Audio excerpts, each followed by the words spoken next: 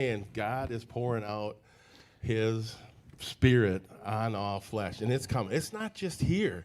It's hitting churches. Yes.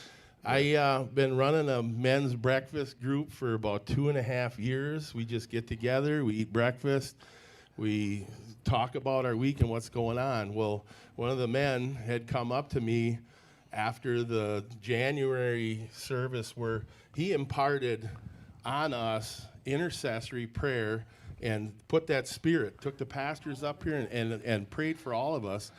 I get to the next Saturday morning and he goes, watched that service. What happened to you? And I said, well, I'm a 53, I'm a grandpa, and I'm getting older. Maybe I'm more in touch with my emotions now, and I cry a lot. But I really stepped into, and Brian, of course, has been 10 years ago, prayed with him over travail, just reaching in to so deep and inner part, your mind, will, and emotions are so poured into it that I can't, the snot just starts rolling, and my whole body is thrown into this prayer.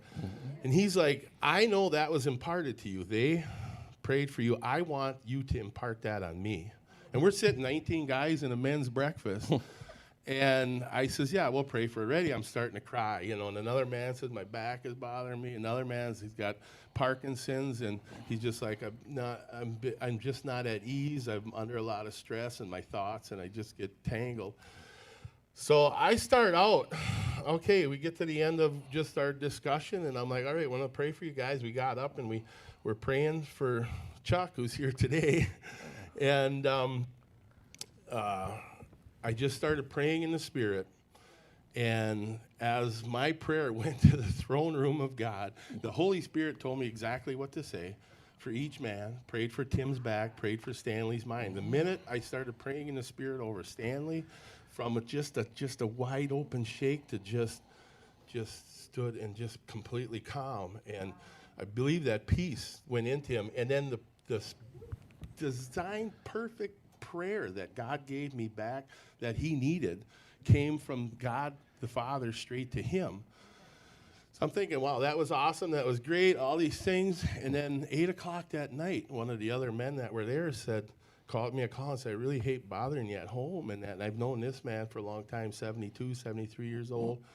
And he's like, what was that prayer that you prayed before you prayed for them? Was that a Hebrew prayer? It was just orated and powerful when you prayed that. I said, that was my spiritual language. That is the tongue that God has given to me, my own spiritual tongue that I put my understanding. I explained to him what it was. Well, so that went down that week. Friday night, I'm just 12 o'clock, 2 o'clock, and 4 o'clock. Right on the dot, I'm awake. I look at my clock. I start praying in the Spirit. And I'm having these just wild and crazy dreams, which he says, be ready to get up. You're going to have dreams. You're going to have visions.